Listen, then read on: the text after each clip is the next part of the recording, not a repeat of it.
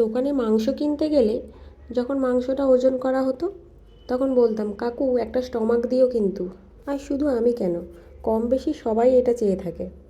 পুরো মাংসের মধ্যে তখন ওই একটা স্টমাকই অনেকটা আনন্দ দিত।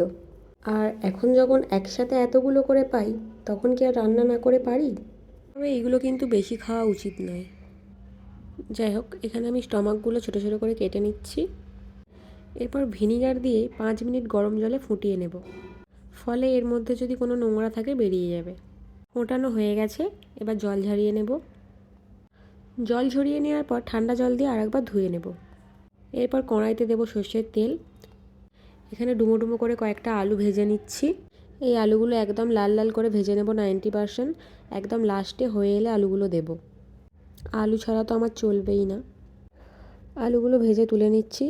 এরপর ওই তেলের সাথে কিছুটা তেল অ্যাড করে ওতে দিয়ে দেবো তেজপাতা, গরম মশলা, দেবো পেঁয়াজ কুচি। পেঁয়াজ তাড়াতাড়ি নরম হয়ে যাওয়ার জন্য দিয়ে দেবো সামান্য নুন। পেঁয়াজ ভাজা হয়ে গেলে দিয়ে দেবো আদা, রসুন ও শুকনো লঙ্কা বাটা। এখানে আমি পরিমাণ বুঝে 2 চামচ মতো দিয়েছি। এরপর ভালোভাবে কষাতে থাকবো। কষানোর সাথে সাথে দিয়ে দেবো হলুদ গুঁড়ো, সর্ষের তেলে সামান্য লঙ্কা গুঁড়ো মিশিয়ে দিয়েছি, এতে করে কালারটা আরও ভালো হয়। মশলা থেকে তেল ছেড়ে এলে দিয়ে দেবো কেটে রাখা টমেটো। টমেটো গলে এলে দিয়ে দেবো সামান্য টক দই। টক দই দেওয়ার পরে লো ফ্লেমে ভালোভাবে নাড়তে থাকবো। আবারও তেল ছেড়ে এলে স্টমাকগুলো দিয়ে দেবো।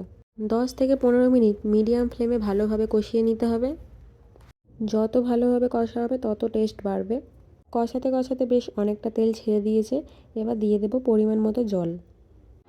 কালারটা কিন্তু দারুণ এসেছিলো। জল দেওয়ার পরে গ্রেভিটা ফুটতে দেবো আর একটা ঢাকনা দিয়ে ঢেকে রেখে দেবো। মাঝে মাঝে ঢাকনা খুলে একবার নেড়ে রাখতে হবে, না হলে কিন্তু নিচে পুড়ে যাওয়ার সম্ভাবনা আছে। অ্যাট লাস্ট যখন দেখলাম সেদ্ধ হয়ে এসছে, ভেজে রাখা আলুগুলো ও গরম মশলা দিয়ে নামিয়ে নেব।